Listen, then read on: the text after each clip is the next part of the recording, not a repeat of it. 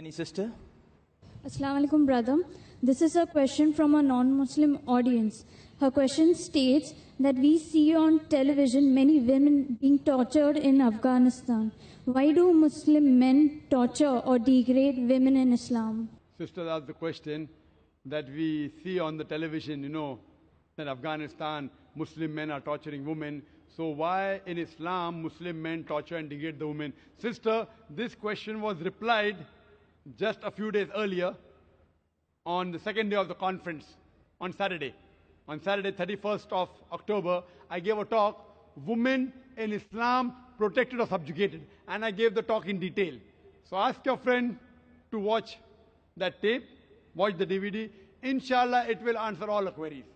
Regarding your main point, that she saw on the television, that in Afghanistan, Muslim men, they are beating the women. And once when I was traveling, I came across a Malaysian couple.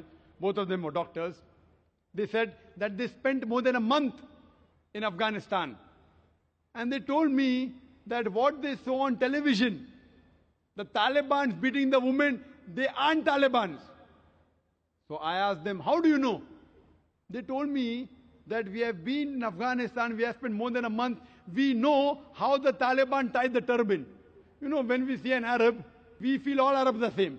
Emirati, Saudi, Kuwaiti. But they themselves know that a Saudi ties the khatra in a different way. An Emirati ties in a different style. If you go to a Kuwaiti, different style. So similarly, the Taliban, they have a particular style of tying the turban. So what she told and what he told the couple, that what they shot, even that they didn't do properly. That means they could shoot the parting of the sea in Hollywood. 10 Commandments. Moses, peace be upon him, parting the sea, but they made a fault when they show Muslim men in Afghanistan beating the women. So therefore the Quran says in Surah Hujurat, chapter number 49, verse number 6, whenever you get information, you check it up before you pass it on to the third person.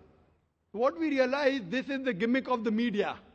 And in the last conference, 2008, my last talk was Media and Islam, War or Peace.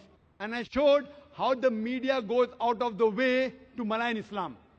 I'm not saying all Muslims are 100% good Muslims. There are black sheep in the community. But what the media does, picks up these black sheep and portray as though they're exemplary Muslims. And many a time, they show things which are absolutely nonsense. It does not exist in Islam.